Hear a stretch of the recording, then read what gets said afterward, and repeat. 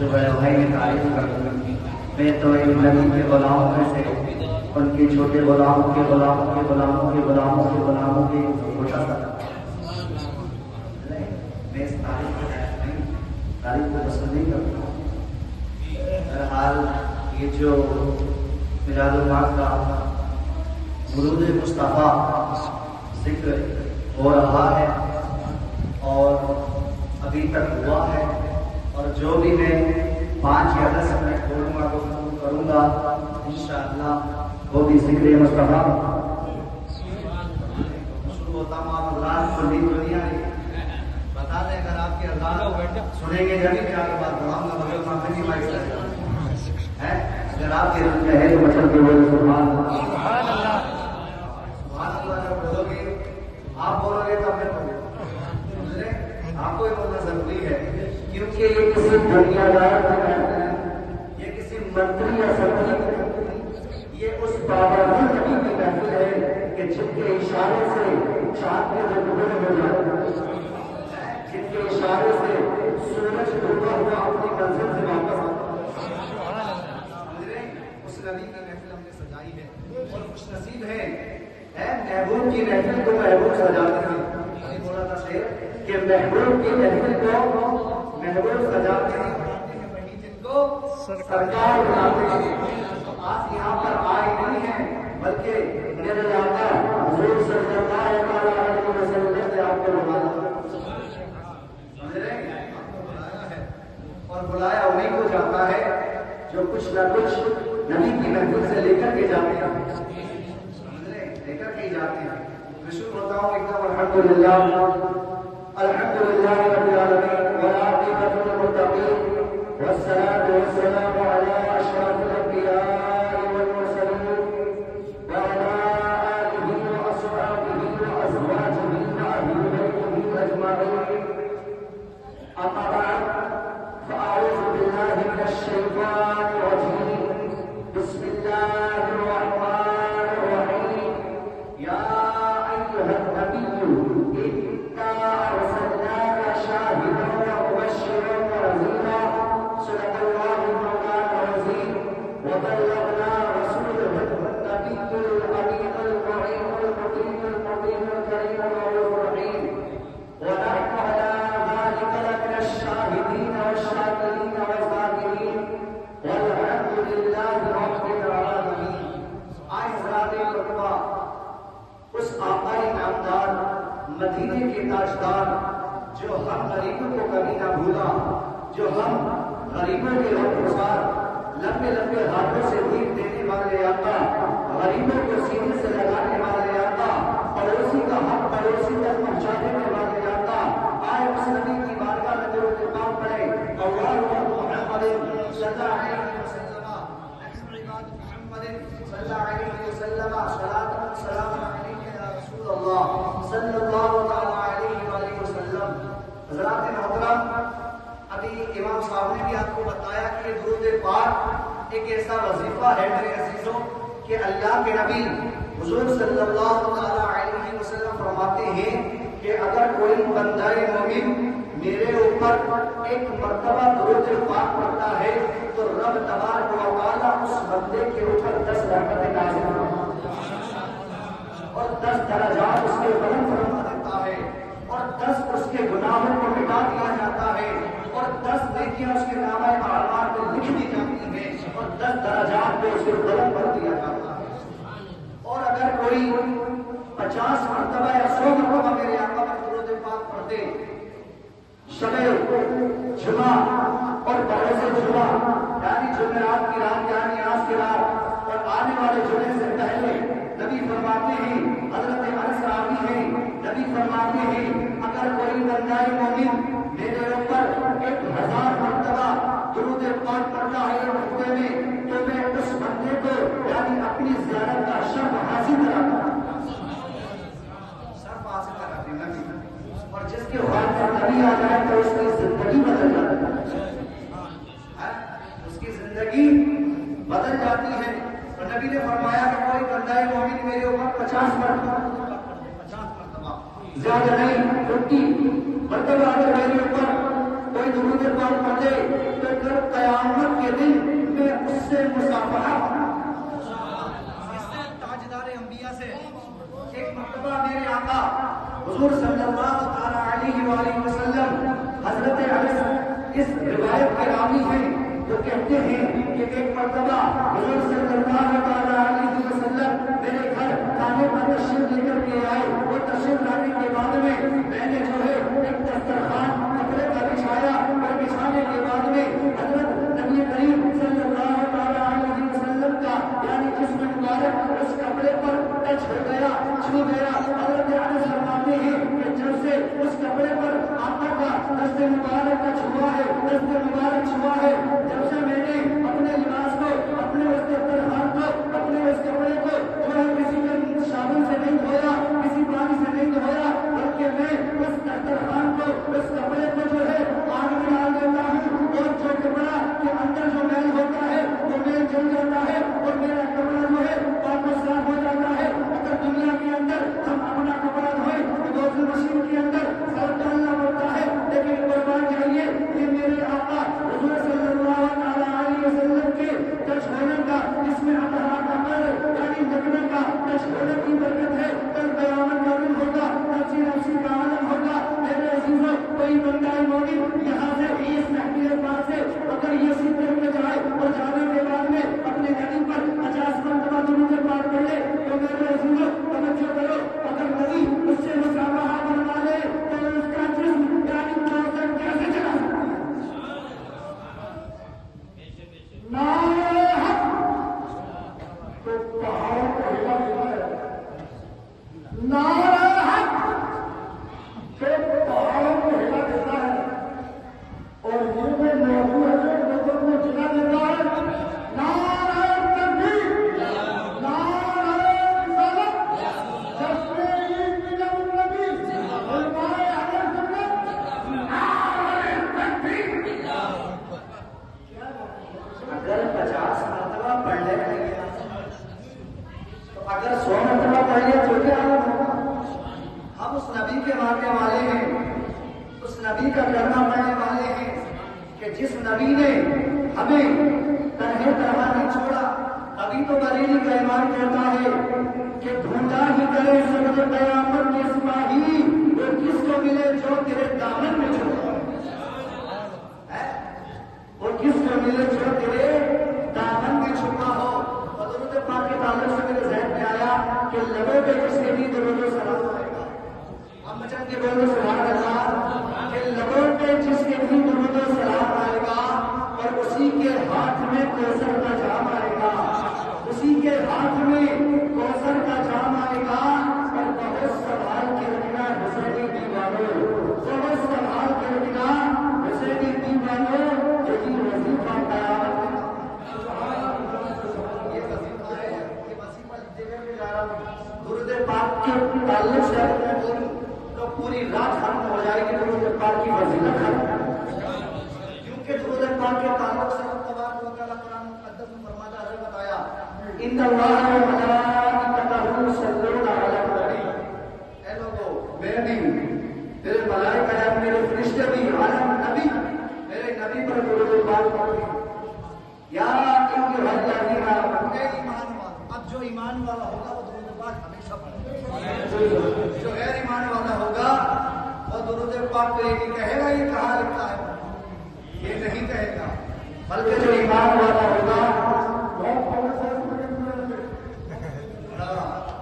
درود پاک حضرت کیا کرے اگر کوئی غم کسی کے اندر آ جائے تو وہ درود پاک کی نفرت کیا کرے اور تنہے تنہا مصطفیٰ کریم صلی اللہ علیہ وسلم کو یاد کیا کرے کیونکہ میرے عزیزوں میرے مصطفیٰ ارشاد فرماتے ہیں کہ ہر بروز جمعرات کو تمہارے نامہ اعمال فرشتے میری بارگاہ میں حاضر کرتے ہیں فرشتے اب وہ نوجوان جو رات کی تنہائی میں گناہ کرتے ہیں جو رات کی تنہائی میں یہ سمجھتے ہیں کہ کوئی نہیں دیکھ رہا میرے عزیزوں میرا خدا وہ ہے جو رات میں بھی ایسے بھی دیکھتا ہے جیسا کہ دن میں دیکھتا ہے وہ روشنی میں بھی ایسے بھی دیکھتا ہے جیسا کہ اندھیرے میں دیکھتا ہے سب ذہن میں کیسے خیال آ جاتا ہے کہ ہم گناہ کر لیں ہم غلط کام کر لیں بات کو ایسے بات کر لیں.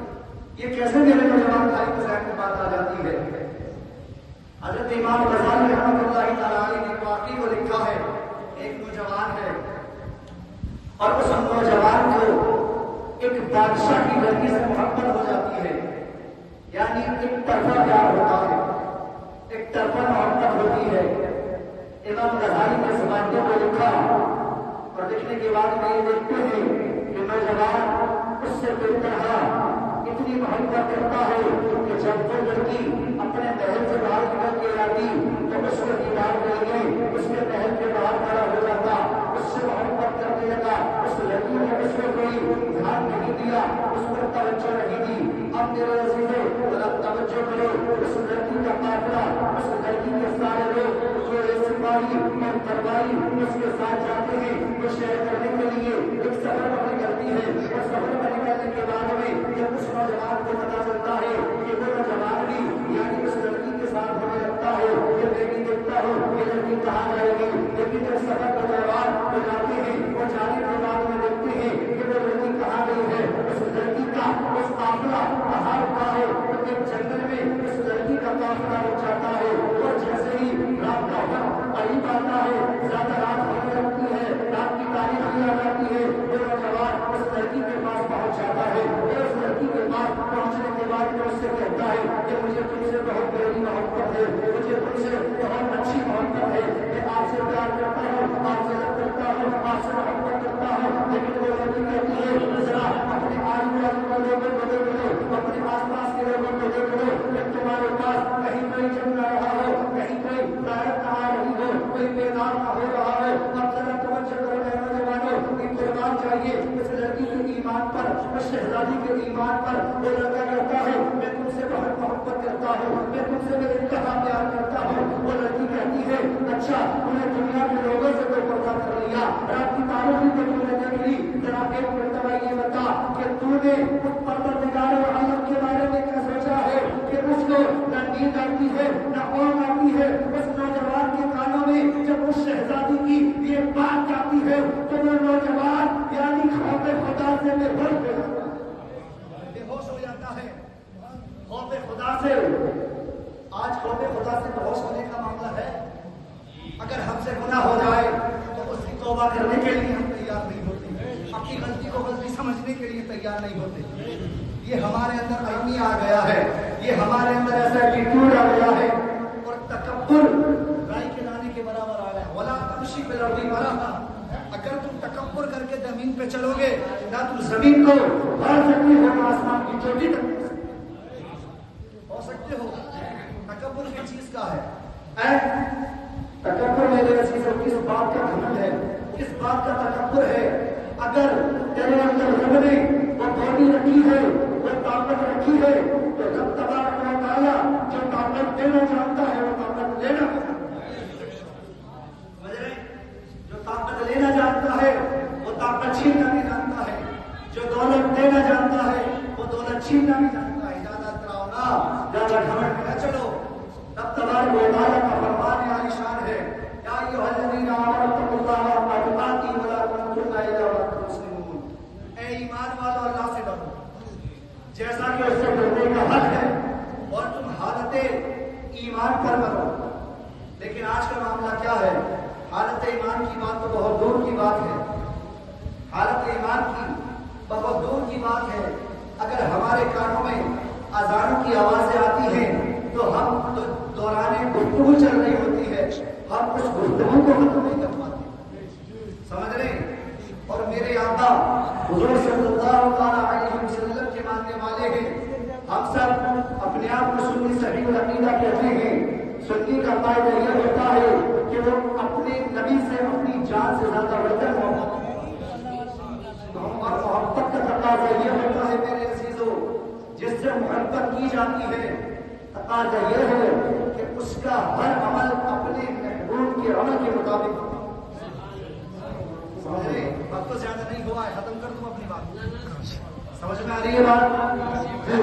سمجھ میں آنی چاہیے. میں یہ چاہتا ہوں میرے عزیزوں کہ تمہارے اندر بیداری آئے. آج جو میرے آقا حضور صلی اللہ علیہ وسلم کی شان میں لوگ گستاخی सुभान शानदार नारा लगाने के लिए नारा लगाने के लिए हिम्मत चाहिए। आवाज का नहीं है बोलना मानना, लेकिन बात हकीकत बताए। अगर बात समझ में आए तो सुभान अल्लाह बोल दिया करें। और इसी की बात नहीं मेरे अजीजों को सीरियस बात में कर रहा हूँ।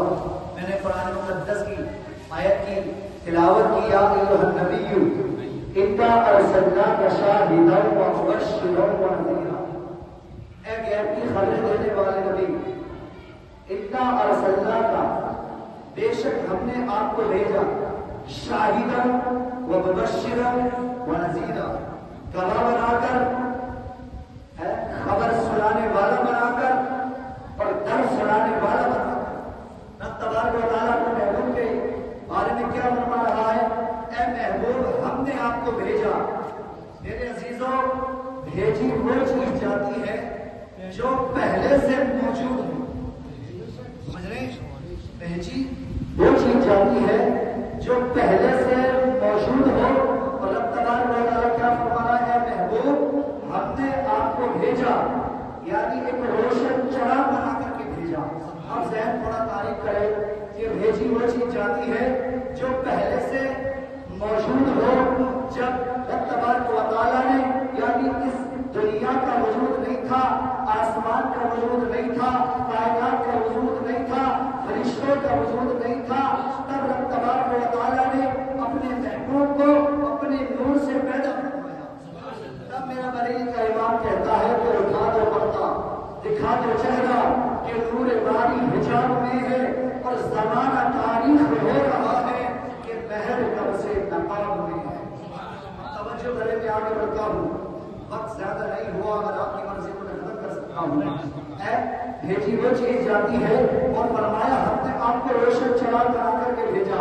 मिसाल के तौर पर मैं आपके जो मौजूदा यानी घर के मालिक हैं, मैं उनसे ये कहूँ कि आप एक चराग लेकर के आए और लाने के बाद में ये सारी लाइट को बंद कर दे, एक मोमबत्ती लेकर के आए और उस चराग को जलाएं और सारे मोहल्ले वालों से कहें कि आप भी इसी मोमबत्ती को जला लें। क्या उस चराग में, उस मोमबत्ती में कोई कमी आएगी? कोई कमी नहीं आएगी। मेरे मुस्तफा कैसे रोशन है, कैसे रोशन चराग है। मेरे अजीजों जरा ज़हन तारी रखो, मेरे मुस्तफा हुज़ूर सल्लल्लाहु अलैहि वसल्लम वो नूर है कि हजरत आदम अलैहिस्सलाम मेरे मुस्तफा के नूर से चमक रहे हैं। जरा तवज्जो करें, हजरत शीशा अलैहिस्सलाम उसी नूर से चमक रहे हैं। हजरत लूत अलैहिस्सलाम मेरे मुस्तफा के नूर से चमक रहे हैं। हजरत नूह अलैहिस्सलाम उसी मुस्तफा के नूर से चमक रहे हैं। हजरत इब्राहीम खलीलुल्लाह मेरे मुस्तफा के नूर से चमक रहे हैं। हजरत इस्माइल ज़बीहुल्लाह मेरे मुस्तफा के नूर से चमक रहे हैं। हजरत शीशा अलैहिस्सलाम मेरे मुस्तफा के नूर से चमक रहे हैं। हजरत नूह अलैहिस्सलाम मेरे मुस्तफा के नूर से चमक रहे हैं। हजरत ज़करिया अलैहिस्सलाम मेरे मुस्तफा के नूर से चमक रहे हैं। हजरत मूसा कलीमुल्लाह मेरे मुस्तफा के नूर से चमक रहे हैं। हजरत ईसा अल्लाह मेरे मुस्तफा के नूर से चमक रही है। जरा और करीब आइए, हजरत अबू बकर सिद्दीक मेरे मुस्तफा के नूर से चमके हैं। हजरत उमर फारूक आज़म मेरे मुस्तफा के नूर से चमके हैं। हजरत उस्मान गनी मेरे मुस्तफा के नूर से चमके हैं। हजरत शेर अली शेर खुदा मेरे मुस्तफा के नूर से चमके हैं। जरा और करीब आइए, अरे गौसे आज़म मेरे मुस्तफा के नूर से चमके हैं। ख्वाजा अली नवाज मेरे मुस्तफा के नूर से चमके हैं। सूफी हबीबुल्लाह वली मेरे मुस्तफा के नूर से चमके हैं। चौधरी पाक कली निज़ामुद्दीन अलिया मेरे मुस्तफा के नूर से चमके हैं। बाबा फरीदुद्दीन अहमद शक्ल मेरे मुस्तफा के नूर से चमके हैं। सदर अफादिल इब्राहिमुद्दीन मुरादाबादी मेरे मुस्तफा के नूर से चमके हैं। मेरे अजीजों हुजूर ताजुल शरिया मेरे मुस्तफा के नूर से चमके हैं। अरे हुजूर हुज्जतुल इस्लाम मुफ्ती आज़म हिंद मेरे मुस्तफा के नूर से चमके हैं। जब बरेली के इमाम ताजदार अंबिया, ताजदार बरेली के इमाम, अहले सुन्नत के इमाम इमाम अहमद रज़ा शाह फाज़िल बरेलवी की जब इस पर निगाह जाती है तो कलम उठाते हैं और लिखते हैं कि चमक तुझसे पाते हैं जब पाने वाले तेरा दिल भी चमका के चमकाने वाले। रब ने न देखा आफ्ताब कोई कायनात में, रब ने न देखा आफ्ताब कोई कायनात में, सारी खुदाई दे दी मोहम्मद के हाथ में। नाराए तकबीर, नाराए रिसालत। मेरे मुस्तफा اول بھی ہے اور آخر بھی ہے. هو الاول والآخر والظاہر والباطن. سمجھ رہے ہیں؟ اول بھی ہے آخر بھی ہے, ظاہر بھی جانتے ہیں, باطن بھی جانتے ہیں. اور باطن کا میں آپ کو بتاؤں, ایک مرتبہ صحابہ اکرام موجود ہیں, ایک قافلہ نبی کریم صلی اللہ علیہ وسلم کا نکلا اور آپ صلی اللہ علیہ وسلم اس قافلے میں موجود ہیں, صحابہ اکرام بھی موجود ہیں. پانی کی حاجت ہوئی, پانی کی ضرورت پڑی, تو آپ صلی اللہ علیہ وسلم سے صحابہ اکرام نے کہا یا رسول اللہ صلی اللہ علیہ وسلم پانی کی ضرورت ہے, پانی کا انتظام فرمائیں. اچھا, صحابہ اکرام کو علم نہیں تھا کہ وہ خدا سے مانگ سکتے, ڈائریکٹ خدا سے مانگو, دینے والا تو خدا ہے, دینے والا خدا ہے, تو مصطفیٰ سے کیوں مانگ رہے ہیں؟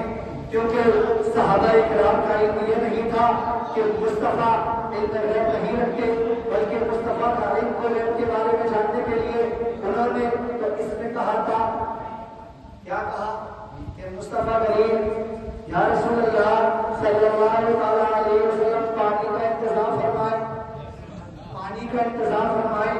تو اس کریم نبی تک پر بات چاہیے. میرے آقا حضور صلی اللہ علیہ وسلم نے ارشاد فرمایا, اے صحابہ وہ دور پہاڑ کی چوٹی تم کو نظر آ رہی ہے, اس پہاڑ کے پیچھے ایک کالے رنگ کا حبشی غلام جا رہا ہے, اونٹنی پہ بیٹھ کر کے کالے رنگ کا حبشی غلام جا رہا ہے. اس کے پاس ایک مشکیزہ ہے, اس مشکیزے میں پانی ہے, اس کو بلا کر لے آؤ, پانی کا انتظار ہو رہا ہے. سوچنے کی یہ ہے کہ اتنی دور سے دیکھا اور پہاڑ کے پیچھے توجہ ہے, اگر ہماری نگاہ زیادہ دور جائے تو سامنے والا بندہ دکھائی دے گا, لیکن یہ دکھائی نہیں دے گا وہ کالا ہے یا گورا ہے, دکھائی دے گا بس یہ دیکھ سکتے ہیں مرد ہے یا عورت ہے. بس سمجھ میں آ رہی ہے, یہ دکھائی دے گا کہ مرد ہے یا عورت, لیکن یہ نہیں دیکھ سکتے کہ وہ کالا ہے یا گورا ہے. میرے مصطفیٰ کا علم غیب دیکھو, پہاڑ کے پیچھے بتا رہے ہیں. بعض اللہ لوگ کہتے ہیں یعنی دیوار کے پیچھے کا علم نہیں, اور میرے مصطفیٰ پہاڑ کے پیچھے کا بتا رہے ہیں, پہاڑ کے پیچھے کا بتا رہے ہیں. اب صحابہ نے کہا یا رسول اللہ صلی اللہ علیہ وسلم آپ کا حکم سراغوں پر. صحابہ اکرام علیہ رضوان جب پہاڑ کے پیچھے اس کالے رنگ کے غلام کو بلا کر کے لاتے ہیں اور دیکھتے ہیں کہ جو حضور نے بتایا تھا, جو نبی نے اس کا حلیہ بتایا تھا, جو اس کا گیٹ اپ بتایا تھا, وہ وہی کالے رنگ کا غلام ہے, اونٹنی پر سوار ہے. میرے عزیزوں ایسا ہی یعنی وہ غلام صحابہ اکرام کے پاس آ گیا, حضور کی بارگاہ میں لایا گیا. حضور نے اپنے دشت مبارک اس مشکیزے میں ڈال دیے, اس مٹی کے برتن میں ڈال دیے. صحابہ اکرام حضرت انس اس کے راوی ہیں اور حدیث میں آپ کو بیان کر رہا ہوں. حضرت انس کہتے ہیں کہ 1000 سے زائد ہم صحابہ اکرام کی جماعت تھی جس نے غسل کی ضرورت تھی, غسل کی حاجت تھی, اس نے غسل کیا. جس کو غسل کی ضرورت تھی اس نے وضو کیا. اور ہمارے جانوروں کو یعنی پیاس کی شدت تھی, پیاس کی ضرورت تھی, سب نے پانی پی لیا, لیکن اس مشکیزے کا پانی ختم نہیں ہوا. آپ کو ختم کر دیا جائے کہ بڑھایا جائے, سمجھ رہے ہیں؟ واپس سے جب میں خاموش نہیں رہا تو آپ کو خاموش, یہ کسی منتری سنتری کی بات نہیں, یہ اس رب کعبہ نے جس کے صدقے میں ساری کائنات کو بنایا اس احمد مختار کی بات اور علم غیب کی بات ہو رہی ہے. صحابہ عرض کرتے ہیں یا رسول اللہ صلی اللہ علیہ وسلم پانی کی حاجت ہے, پانی کی حاجت پوری ہو گئی. جب اس کالے رنگ کے حبشی غلام نے دیکھا کہ یہ کون ہے, نورانی صورت والے کہ جن کے چہرے کو دیکھو تو دیکھتے رہو, نگاہ ہٹانے کی ضرورت نہ پڑے, نگاہ ہٹانے کی. آج ہمارے نوجوان دنیا کی حسیناؤں کو دیکھ کر کے اپنا دل لے بیٹھتے ہیں, دنیا کی حسیناؤں کو دیکھ کر کے اپنی جوانی کو ختم کر دیتے ہیں. لیکن میرے عزیزوں اگر تمہیں دنیا کے اندر سب سے زیادہ خوبصورت, سب سے زیادہ اسمارٹ اور سب سے है तो वो कायनात में वो आमिना का लाल मोहम्मद रसूलुल्लाह है, जिनको 1400 साल पहले देख करके हजरत हसन बिन साबित ने कहा वो अहसन मिन कलम तरक़त आईनी वो अजमल मिन कलम तरील निसाउ, या रसूल अल्लाह सल्लल्लाहु तआला अलैहि वसल्लम आप जैसा हसीन व जमील मेरी आंखों ने देखा नहीं, या रसूल अल्लाह सल्लल्लाहु तआला अलैहि वसल्लम आप जैसा किसी माता ने इस दुनिया में जना नहीं, आप जैसा किसी माता ने दुनिया में जना नहीं। उस नबी की उम्मत है हम, इतने स्मार्ट, इतने हसीन व जमील कि जिनको देख करके हजरत बिलाल हबशी अगर वो गुलामी में आ जाए, हजरत बिलाल के बारे में ये बताया गया इतने काले थे लेकिन जब से गुलाम मुस्तफा बन गए, अल्लाह फरमाता है कि जब जन्नत में जो हूरे हैं उन हूरों पर हजरत बिलाल का वो हुस्न लगाया जाएगा, वो एक तिल लगाया जाएगा, उस तिल के बरकत से जो जन्नत की हूरें हैं वो और ज्यादा खूबसूरत हो जाएंगे। हजरत बिलाल हबशी का ये मामला, आप वहीं आ जाइए। और जब सहाबा इकराम ने कहा कि हमें पानी की जरूरत पूरी हो गई, हाजत हमारी खत्म हो गई, तो नबी ने फरमाया कि आप अपने उस आका के पास जाएं, अपने बादशाह के पास जाएं जिसके आप गुलाम हैं, अपने मालिक के पास जाएं। तो वो गुलाम कहने लगा, या रसूल अल्लाह सल्लल्लाहु अलैहि वसल्लम मुझे आप अपने दीन में दाखिल कर लीजिए, मैं भी दाखिल इस्लाम होना चाहता हूँ।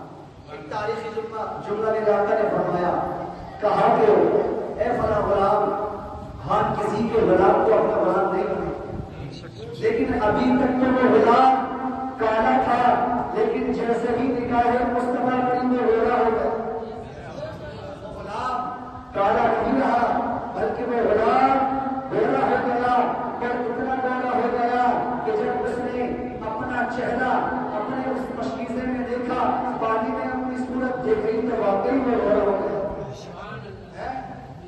वाकई वो गोरा हो गया था। निगाह मुस्तफा जिस पर पड़ जाती है, इनायत मुस्तफा जिस पर हो जाती है, फिर दुनिया की कोई ताकत, कोई जो है हुस्न उस पर जान असर नहीं करता, वो बिक जाता है मज़ार मुस्तफा में। तभी वो शायर कहता है कि ये नाज ये अंदाज हमारे नहीं होते, चोरी में अगर हुजूर टुकड़े तुम्हारे नहीं होते, जब तक के मदीने से इशारे नहीं होते, रोशन मेरी किस्मत के सितारे नहीं होते। बड़े सुनियो तुम्हें पैगाम ये है कि बेदाम ही बिक जाइए बाजार नबी में, बेदाम ही बिक जाइए बाजार नबी में, इस शान के सौदे में खजाने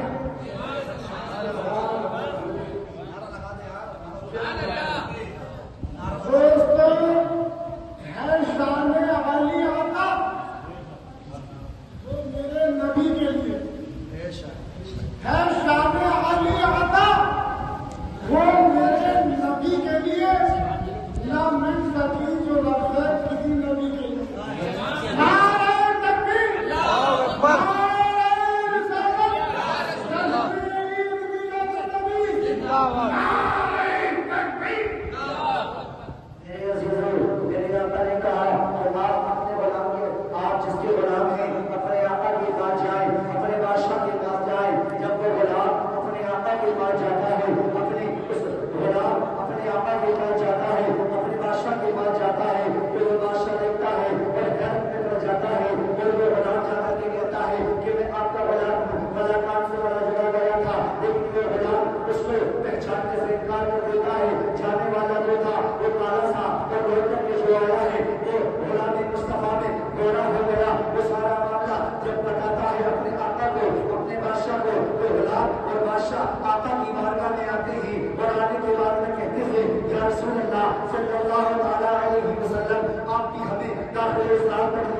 क्योंकि ना आप झूठे हैं, ना आपका मजहब झूठा है, ना आपका इस्लाम झूठा है, बल्कि आप भी सच्चे हैं, आपका इस्लाम भी सच्चा है, और आपका जो खुदा है वो खुदा भी सच्चा है। आका और गुलाम दोनों मुसलमान हो जाते हैं। ये मेरे मुस्तफा करीम सल्लल्लाहु अलैहि वसल्लम की निगाह करम है कि जिस पर निगाह पड़ जाती है, जिस पर نگاہ پر جاتی ہے وہ کالے سے گورا ہوتا ہے۔ اور میرے عزیزوں کو میں پیغام یہ دے کر کے جاتا ہوں کہ اگر ہمیں نبی سے محبت کرنی ہے تو خالی دکھاوے والی محبت سے کام نہیں چلے گا، سمجھ رہے ہیں؟ دکھاوے والی محبت سے کام نہیں چلے گا۔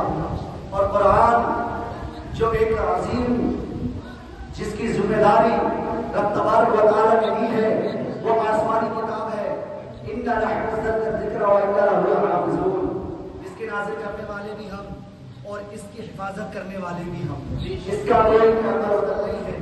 اس میں جو فرما دیا گیا کہ اگر تکبر کر کے چلو گے دنیا کے اندر تو کل قیامت کے دن چینٹی کی شکل میں اٹھایا جائے گا، سمجھ رہے ہیں؟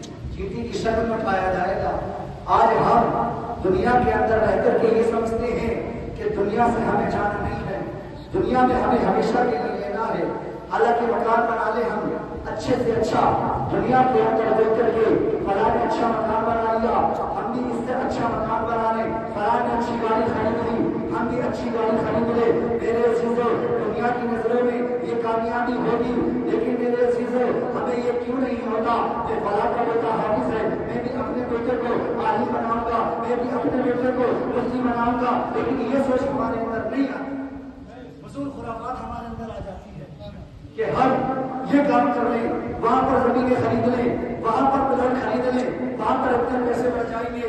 ایک بات میں آپ کو بتاؤں، جس دن اس دنیا سے تمہارا جنازہ نکل جائے گا اور اس دنیا سے تم جاؤ گے تو تمہاری زندگی کا صرف اور صرف حساب و کتاب باقی رہے گا، حساب و کتاب باقی رہے گا۔ جو تمہارا عمل کرنے کا، جو پیسہ کمانے کا، جو نیکیاں کمانے کا ذخیرہ ہے وہ دنیا کے اندر ہے۔ جب تک کہ تمہارے جسم کے اندر روح باقی ہے، جب تک تم اپنی لیے دولت خرید سکتے ہو، نیکیاں کما سکتے ہو، جیسے ہی دنیا سے تمہاری روح برداشت کر گئی پھر تمہارا ساتھ حساب و کتاب ہوگا، پھر تمہارے اندر عمل دیکھ کرنے کی قوت نہیں رہے گی، پھر قبر میں فرشتے تمہارا حساب و کتاب پوچھیں گے۔ یہ نہیں پوچھیں گے کہ دنیا کے اندر تم نے کتنا مال بنایا، یہ فلاں منتری سے تیری ایسی بات ہے، فلاں نیتا سے تیری ایسی بات ہے۔ منتری اور سنتری سب کے سب حساب و کتاب میں مبتلا ہوں گے، کوئی باقی نہ رہے گا، کوئی بچ کر نہیں جائے گا۔ کوئی یہ کہے کہ ہم تمہیں بخشوا دیں گے، ہم تمہیں بچوا دیں گے، سب سے پہلے اسی کا نمبر آئے، اسی پر لٹ بھیج دیں گے۔ کس کے چکر میں ہو؟ یہ دنیا کی، یہ دنیا چند لمحوں کی ہے، سمجھ رہے ہیں؟ یہ دنیا چند لمحوں کی ہے، جنہیں نہ دیکھے مجھے دیکھے، یہ دنیا کی بات بتا رہا ہوں۔ قرآن پاک میں ارشاد فرماتا ہے وَمَا الْحَيَاةُ الدُّنْيَا إِلَّا مَتَاعُ الْغُرُورِ، یہ دنیا محض ایک دھوکے کا سامان ہے۔ اس کو حقیقت سمجھ لیا، اس کو سب کو سمجھ لیا ہے کہ دنیا ہمارے ذہن میں آ گئی، دماغ میں آ گئی، ہمارے پورے طریقے سے دنیا کا جو ایک بھور سوار ہو گیا ہے جو نکلنے کا نام نہیں لیتا۔ نماز ہماری قضا ہے تو قضائی ہے، یہ سوچنے کی کوشش نہیں کرتے رب نے وہ طاقت دے دی، وہ پاورفل باڈی بنائی، تو میرے عزیزوں یہ باڈی اور یہ طاقت تیری کسی کام کی نہیں ہے جو تجھے فجر کے وقت نہ اٹھا پائے۔ سمجھ رہے ہیں؟ وقت پورا ہو چکا ہے، سمجھ رہے ہیں؟ اور سب سے زیادہ ہمیں نیک عمل کرنا ہے اور سچی اور پکی گناہوں سے توبہ کرنی ہے، اور توبہ اس انداز میں کرنی ہے کہ مولا تیرے لیے میرے جیسے لاکھوں کروڑوں بندے ہیں، لیکن میرے لیے تو صرف تو ہی ایک خدا ہے۔ میرے مولا میرے تمام گناہوں کو معاف فرما، تمام گناہوں کو معاف فرما اور مجھے صالح زندگی گزارنے کی توفیق عطا فرما۔ اللہ تعالیٰ جو میں نے بولا آپ نے سنا، میرے بولنے میں آپ کے سننے میں کوئی خامیاں غلط کیا ہو معاف